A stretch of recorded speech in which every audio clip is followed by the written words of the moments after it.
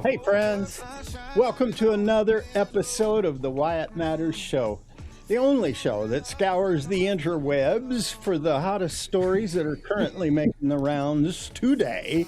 Then we take one of those hotties and explain whether that huge story even matters.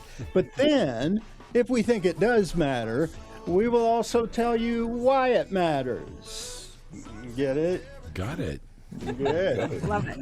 With me today are my co-hosts with the no, it doesn't work. Okay, I'm talking about Todd Bussey, Oh, well, hello, Mr. Wyatt. host of an exciting new podcast called Promise Hill, Kimberly Herman, Hello. John Samples, fresh back from a world tour. Freshly jet lagged. Add in our producer, Jimmy Calabrese, and our engineer, Jeremy Siegel. And this team, Jeremy, is ready to rock and roll. All right. I got to warn you, if you're drinking coffee at the moment, be careful. Be very, very careful. Because the most hated player in the NFL is back in the news this week. Oh. And who is that most hated player? Is it notorious playboy and sexual predator Deshaun Watson? He'd get my vote. Yikes. Is it Patrick Mahomes, who somehow gets roughing the passer calls if a defender even dares give him some side eye? What a baby.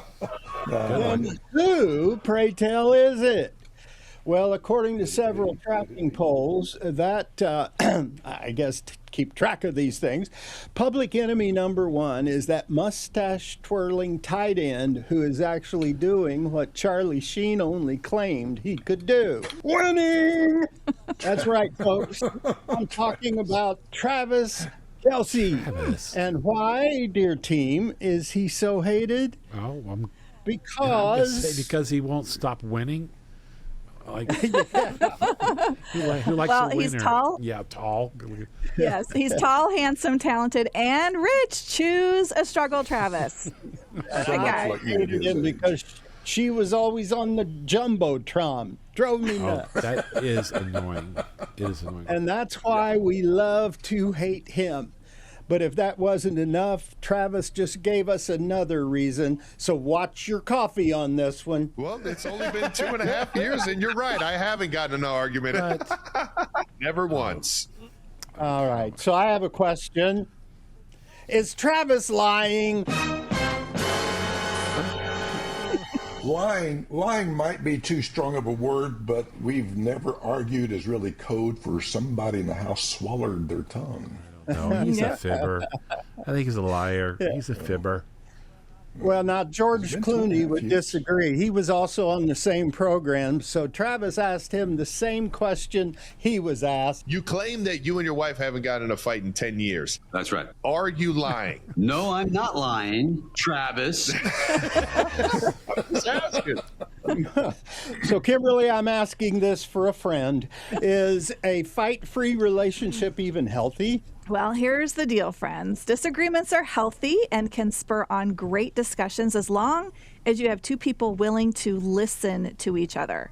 However, if you get into arguing because you're not listening and solely want your point to come across, then that would be what most couples tend to do until they learn better communication skills. So if there were never any arguments or disagreements, then it could be that one of the parties is withholding how they really feel so as not to upset their partner or fear of rejection. Or maybe they're not thinking. Yeah, well, Or that too. I can't get past this I idea. spent a lot of years believing Yeah. I can't believe that there are people out there who can say that they never argue. I've met people like that who said, yeah, we've never argued. 2-3 couples maybe who say that they've never argued. But I don't even like being around them because I don't even trust that they're truthful about life. I think they live in another dimension or something. Or I don't know. Maybe I'm the only guy who ever argues with his wife. Maybe that's what's going on there. But I spent a lot of years believing that if no one ever saw us fighting, then that was success. could- Now I'm yeah. learning after 50 plus years that I've just been fighting with myself all these we years. know how to behave in public. We do okay with that there. Yeah. I think bottom line, healthy love isn't measured by whether your bond is fight-free. It's measured by whether your relationship is full of forgiveness. Isn't that, at the end of the day, the story? Yeah. And picking your battles that are worth the bruises. Maybe that's the hack. So next time you're steaming because he left his smelly socks and turned your pristine kitchen into a locker room, before you blow it up, take a beat. Breathe in deeply, and then ask yourself if you can bear with it. And if you can't, then after you count the cost and decide that it's worth the fight, go for it. Fix it. That kind of strategy is not weakness. It is, thanks, Charlie, winning. Let's move on. Yes. Even though the Bible constantly encourages us to pursue lives of self-control in everything, let's just keep it real, folks. We can't even hold it together when we're discussing even the silliest things. Whether it's sports loyalties or political ideologies, we're drawing lines and picking sides, willing to fight to the death should it be so required. I like you even started a list just to prove your point, Wyatt, like PlayStation or Xbox? Xbox. PlayStation. Atari. Oh, okay. Well, how about Taylor Swift versus like literally any real singer? Anyone else? I like Taylor Swift. We got a better list, Kimberly. Wow, really? Okay, what about, I have one. Okay, which pizza is better, Chicago deep dish or New York thin crust? New York. New York thin crust. No, hand tossed. Give me my hand tossed. Or barbecue, Texas, Kansas City, or Memphis? I don't like any of those guys. They're braggarts. What? I just like my backyard barbecue. Arby's. Arby's. But not Arby's. And how about Jif or Skippy? Skippy. Jif, for sure. Jif. And not to leave out this week's bathroom humor, should the toilet paper come off the roll over or under? Over. There's no other way. It's multiply. You can throw it at me. I don't care. Having just come from China, this is even more important, guys. Sure. All right, guys. People have ended friendships, started online petitions, and even made death threats over such things, which is why when yet another someone erupts over such insanity, we barely even notice anymore, at least for the most part. However, some stories are impossible to ignore. Case in point, in the criminal justice system, arguments about poultry are considered particularly ridiculous. The detectives who investigate these incidents are known as the Special Chickens Unit. Don't go near that gun. Okay.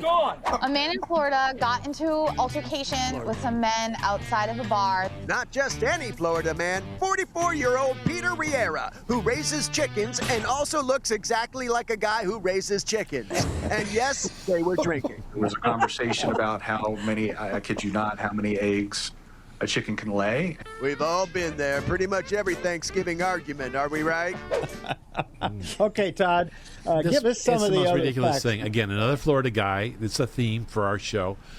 Peter Riera is forever be known as Farmer Pete gets in the bar fight because, of course, alcohol is always the fuel of this sort of stupidity. And what were they fighting about? Well, you heard it, Wyatt. They were fighting about how many eggs a chicken can lay. That's foul. Eggs. And for the record, some of us passed fourth grade science. Chickens can lay one egg per day. I don't believe you. Unless you. I didn't know that, John. Seriously? That's the truth? No problem. For some reason, Farmer Pete, his scrambled brain thought they were trying to crack his shell or something. So he stormed into the bar, Glock in hand, and before a chicken could cluck, Pete squeezed all 4 rounds before somebody could stop him.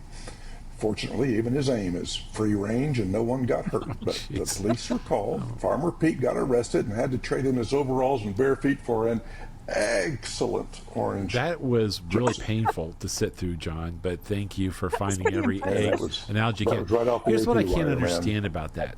Of all the chicken debates in the world you could have, wouldn't you rather argue about like the which came first, the chicken or the egg? All right, that was fun, I think. And we're going to talk more about that after the break. But let me say this. We are so grateful to the people at YRefi for what they do to make this show happen every week. Such generosity, such a blessing. And I want to say, if you have a load of private student loan debt and you can't find your way through, YRefi is the solution for you. I urge you, please, check them out at yrefi.com. That's the letter Y, REFY.com. We'll be right back. Yeah, welcome back to the show. So we've been talking about Farmer Pete, who got all worked up about how many eggs a chicken can make, and it ended up in gunfire of all things. Well, with that, we're going to hand it to Kimberly, who is our resident expert on human behavior, or should I say human bad behavior. Why have we seemingly lost our minds over things that don't even matter? Right. Well, on the surface, this may seem insignificant, but to me, it speaks volumes, believe it or not. When someone loses their mind over a trivial issue, it's because of a deeper wound. So perhaps Farmer Pete was trigger happy because he felt stupid or disrespected, stemming from a childhood experience. And yes, all of our stuff comes from childhood, most of our stuff. We all have them. Overreactions to something silly because it touched a tender wound deeper down. You know something silly, Steve? I don't know if you remember this, but my brother had been locked with you for 26 years stand-up over a title of a record album that he claims you got wrong in 1999. 26 years. You remember that? Actually, I don't, so it must be a one-man fight. I have felt that way, for sure. Oh, my goodness. It's so ridiculous. It comes up from time to time. Yeah, but 26 years. Yes. Judge Judy used to say, when you tell the truth, you don't need a good memory. I like that. Good for her. What that has to do with. But I read a study just this week, or maybe it was last year, one of those, that found that accurate memories have no correlation to how certain we are that those memories are accurate. So I think that helps explain why we get so crazy about memories that we think are accurate that probably aren't. Okay, so we've had our fun with Farmer Pete and why he crossed the road, well, something like that, and why some city slickers tried to egg him on in the first place. Turned out the yoke was on them. But how about you? Have you had your own egg on your face moment? I mean, too many to share. I'll just... Right? I'll confess to the last one, which is only about a month old here, but it's me in an argument with the rest of my family, and it was because my old beater has one set of keys, and it ended up being gone because they didn't replace it back where they belong. I went off the rails. My wife told me I need to go hit a timeout chair somewhere, but I was pointing the finger, blaming everybody, and they're just coming back at me. I went and sat down on the pallet, and then that's when I felt the keys in my pocket. So In your pocket? in my pocket, yeah. Don't tell anybody because I never confessed it. Because the point's still valid. They don't put things away where they belong. That's the issue. Does that include you? All right. Well, yeah, we'll get to that one. All right, guys. I have one. I hate to say this, but okay, I was teaching some homeschool classes for high schoolers because we homeschooled for a lot of years. And one of the moms emailed me with a question about the one class I was already feeling shaky and not confident in. And instead of taking a breath, I fired off, the Christian counselor here, fired off a snippy little reply because she hit the old insecurity about whether I should even be teaching this level of science and my overreaction. That actually makes me feel better.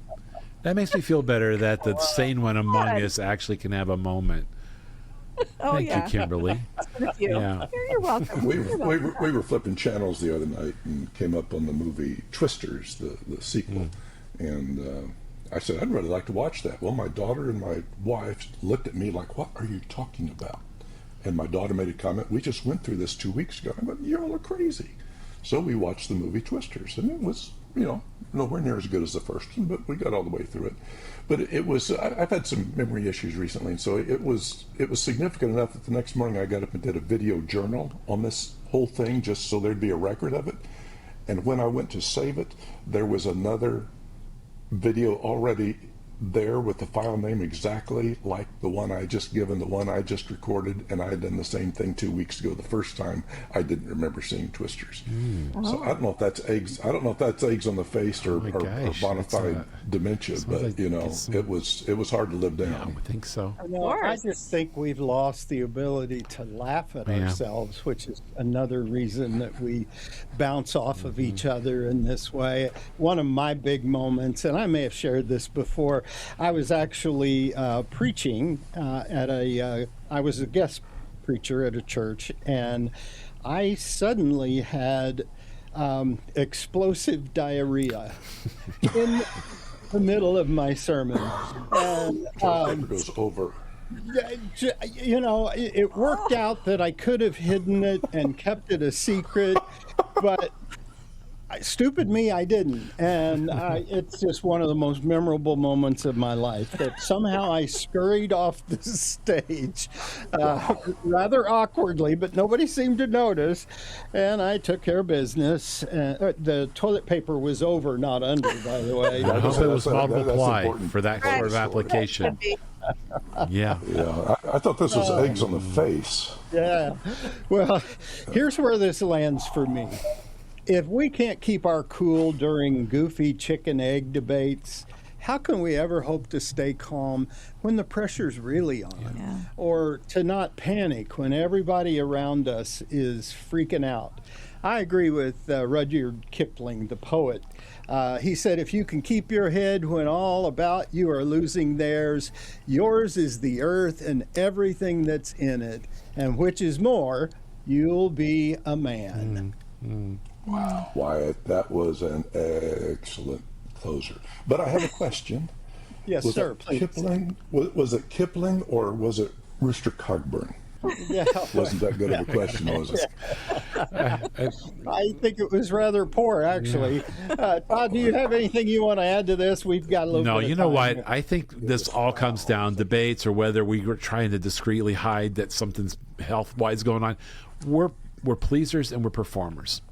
And that's a bad combination when you want to try to do both. You don't want to let people down, and you don't want them to know that when something goes wrong, you immediately think that maybe you're the one who probably is responsible for that. And I think if we kind of get back to, like Kimberly said, just find yourself in a good whole place and laugh with the world and, do some Google searching and find out if it's one egg or multiple, and just have fun getting the answer. You don't need to pull out. You don't need to bring a gun. You don't need to bring guns to an egg fight. That's what I'm going to say. You don't need to bring guns to an egg fight. Yes. I love the dad jokes today, by the way. That took quite a while to get there, Todd. Wow, that was a trip, man. Hurricane Katrina left in her wake unspeakable tragedy. In those final days of August 2005, an entire nation was transfixed as our television showed us awful devastation. I remember one scene in particular when a reporter traveled down to Bourbon Street, a place known for food and drink and revelry and, of course, music. It's a place I had visited before, but not as it was on this day. No, Bourbon Street was now a ghost town. Instead of dancing lights and crowded streets, there was ugly debris, watermarks on buildings, and that awful, deafening silence. With one notable exception. I didn't see him at first, but now, 20 years later, I still can't get him out of my mind. He was a tiny little fella in tattered clothes, sitting on an old wooden crate, and no one else was around. What grabbed me is he was singing. While others looted stores and defecated in public streets, and as still others pointed accusing fingers and traded a city's misery for their own political gain, this ragged old musician just sang. He just sat there and sang.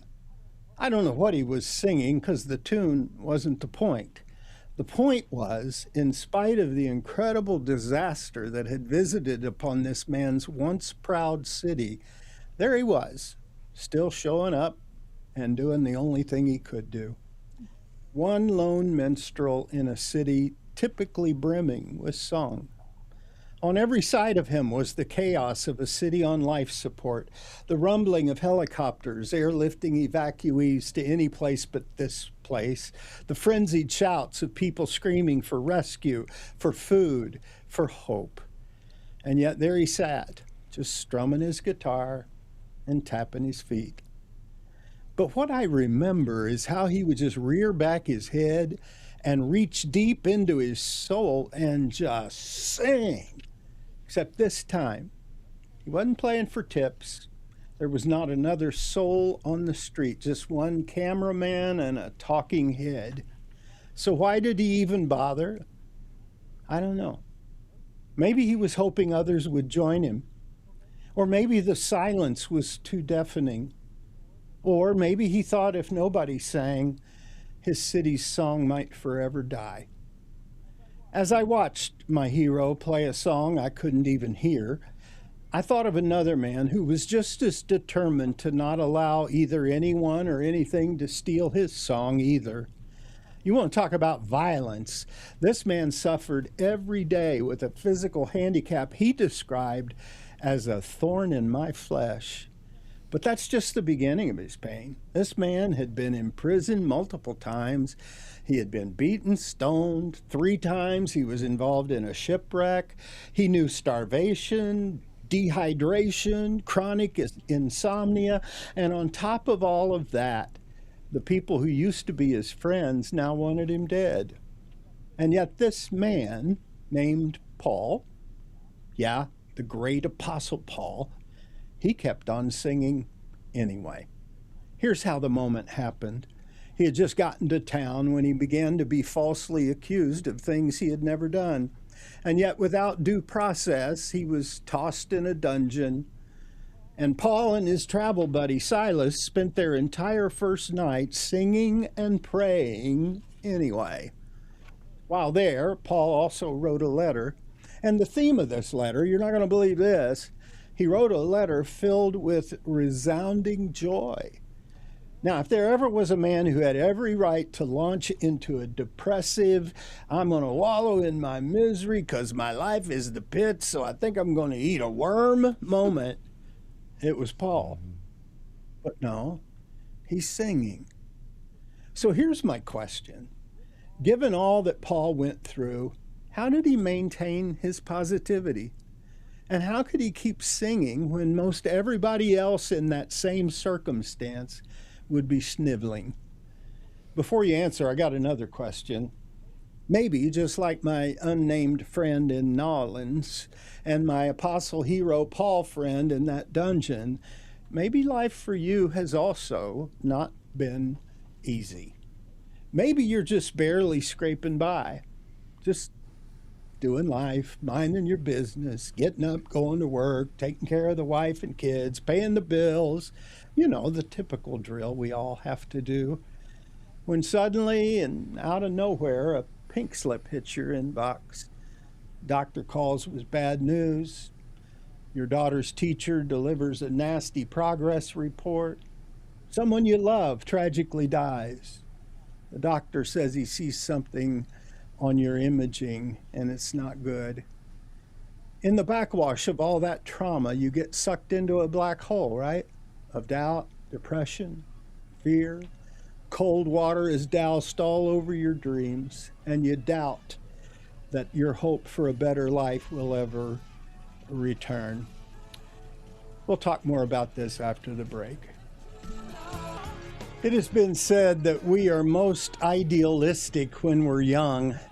But after we've lived for a while and taken a few bumps and lumps along the way, we tend to be more realistic, which is a good thing.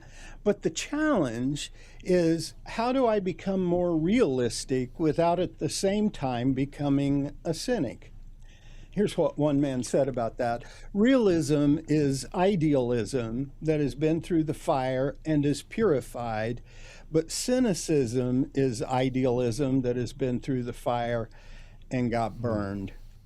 Just understand, the difference isn't how hot did the fire get.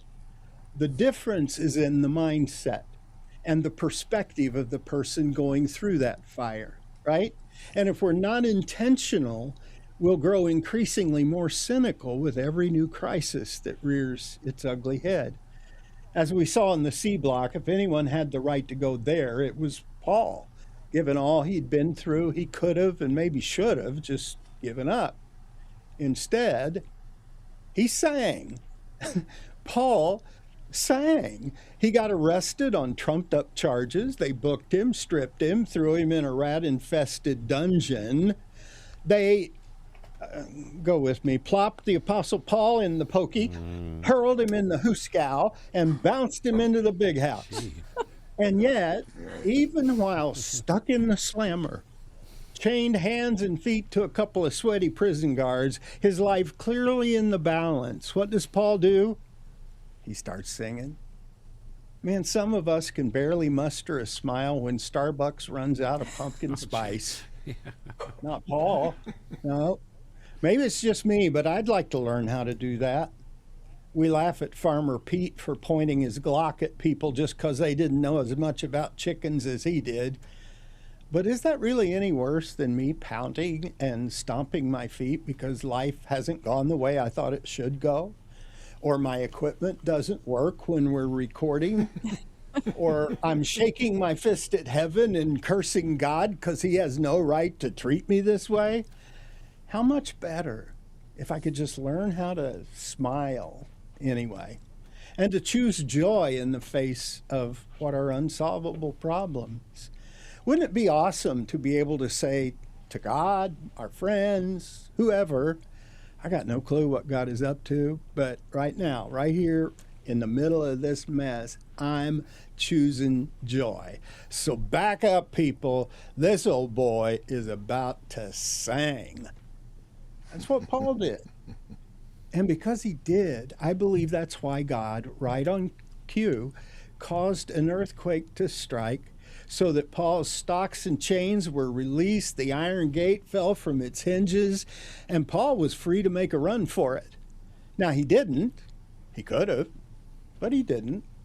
And because Paul didn't, because Paul chose to sing instead of skedaddle, a whole lot of lives were changed. I'll tell you about that sometime, but the lesson right now is this. No matter what life throws at you, you've really got to sing. Don't be sighing all the time, snarling, especially not at God. That's not going to work out. And instead of sneering and sniveling all the time, why not give it a try? Just sing. Now, if you do decide to sing, please do not sing even one more stanza of what I call the woe is me whine. Have you heard this song? Oh, please. Now, don't act like you don't know it. You do know it. You've been singing it your whole dang life. However, if you keep singing woe is me, that song will eventually suck you in, curdle your heart, and leave you hopelessly chained in a dark place you'd rather not be. So stop with that poor old pitiful me garbage, unless you like being locked in dark dungeons. So how did Paul change the tune of his theme song? Well, thankfully, we're not left to guess. He just tells us. And his piece of advice has become one of the great foundations that I live by. Listen to this. Being confident of this, that he who began a good work in you will carry it on to completion until the day of Christ Jesus. These people Paul is writing to, they were going through stuff, big stuff, bad stuff. And so Paul says to them, look, I get it. Life can be really hard. I've had to slog through my own junk. But I've learned that if I want to live a strong, impactful life, a life that really matters, my life is probably never not going to be hard. And the reason is difference makers tend to create heat. Have you noticed? And this heat tends to make things hot. So maybe God has given you something to do, a work.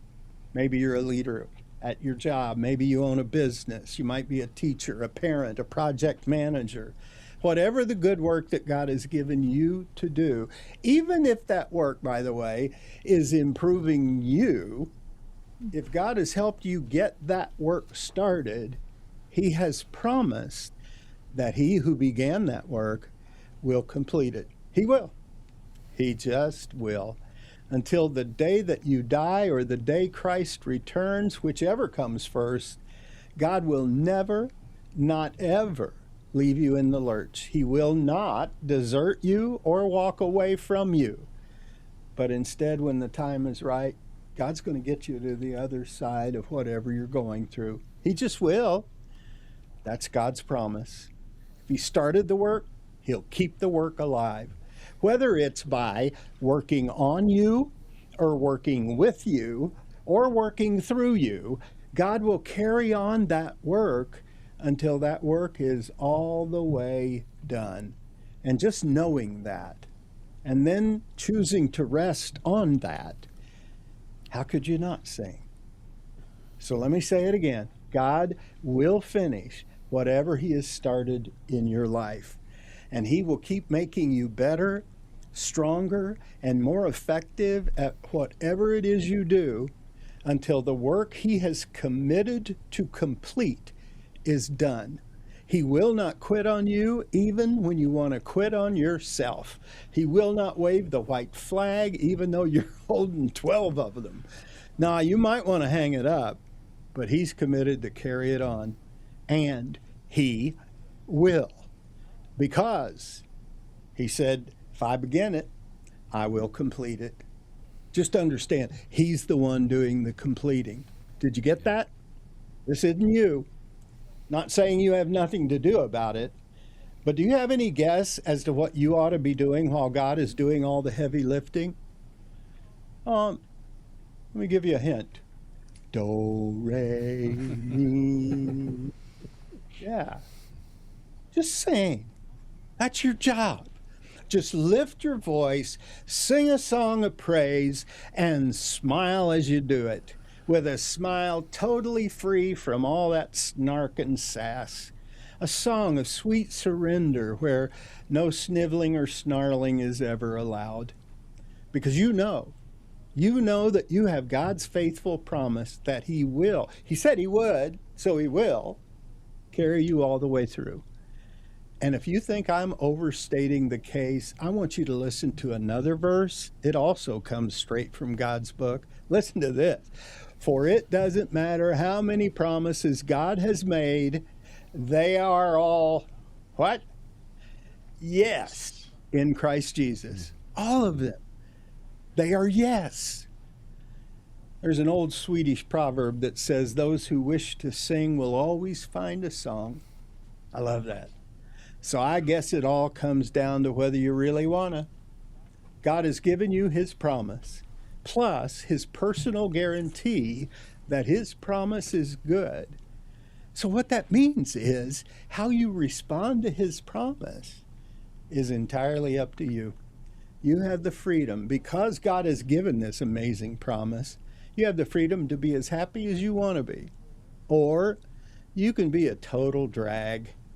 Either way, God's promise stands, because he who began a good work in you, he will complete it. Wow. Good stuff, Steve. If I can, biggest takeaway for me is if you keep your song when life's a mess, you don't have to become a Farmer Pete with a metaphorical Glock or a real one every time somebody disagrees with you. But specifically, there is a point where we each have that decision to make, whether we're going to sing or whine. We all have that option, but most of us think we can push it forward just a bit in search of that emotional satisfaction that comes with winning, with one-upping somebody, with whatever our ego wants. And by then we have forgotten the song lyrics and we are reaching for the triggers. So good. I have so many takeaways I'm going to kind of rush through so that Todd has a chance to jump in. I love how you focus on the mindset and perspective of going through hardships, because I think as humans, we tend to be focused on that mess, right? We're just like, how am I going to get out of this? How dare they? Whatever is going through your mind. We just focus on that. But when we can choose to focus on and sing praises to God and focus on God and have that mind shift perspective of, this really sucks, but God's on my corner. God's going to help me out. He has an escape route. He has a plan. Or maybe it's something in my character, like the homeschooling class I was talking about earlier, how the true colors come out, right, when we're triggered. And God doesn't want us to live like that. So it could be he's allowing things to happen to get to change something in our character, because it needs to change. And I was looking up scripture as you were talking about going into to prayer with Thanksgiving. So when you say singing, I'm thinking of Thanksgiving. Mm-hmm. And I don't know if it's what you were referring to, but we have to go into our prayer life with Thanksgiving, even when there's really hard things going on, because we're focusing on the only one that can truly help us. Good. You are all stirring some thoughts in me that all come back to that visual of that man and Katrina who was singing. And, we look at, and it's a great story, Steve, and one to really help put a filter over everything that was shared there. And it's so easy, to see the magnitude of the disaster and not miss that moment. But really, when people saw that image, what did they see? They didn't see the disaster. They saw that individual, and they saw hope, and they saw promise. Mm. And that's the power of being more of a thermometer, where you're going to set the tone versus the barometer, which is reacting to the world that's around you. And that's what Paul was doing. That's what any great leader does. In the middle of it, where everything seems so overwhelming, confidently know that he began that good thing. He's going to continue through you. He will complete it. Your final words, Steve. And will prevail. But, you set the temperature for that situation, and you find the song. I found that all very compelling. I'm glad we went through that today. Mm-hmm. Yeah. Absolutely. Well, I think it's so easy to look for a reason not to sing. And I'm guilty of that in my own life. It's almost as though we are drawn by our nature, by our flesh, to complain, to be filled with darkness because of whatever it is that we happen to be going through. It isn't by accident that joy is one of the fruit of the Spirit. It's something that we need to tap into with the help of God. That's how the song can, in fact, happen. And what is fruit? Fruit's a byproduct of whatever you're tapped into. So if you're tapped into the source of where the strength comes from, you're tapped into the goodness of God, then things like joy can emanate, and there are a lot of other things that can happen: peace and patience and kindness. You need for all the other good things in your life to make you succeed. Yeah. John, you want to wrap it up for us, bub? I love the fruit analogy, because it's pretty on the tree, but it's your choice whether you're going to pick that apple and eat it.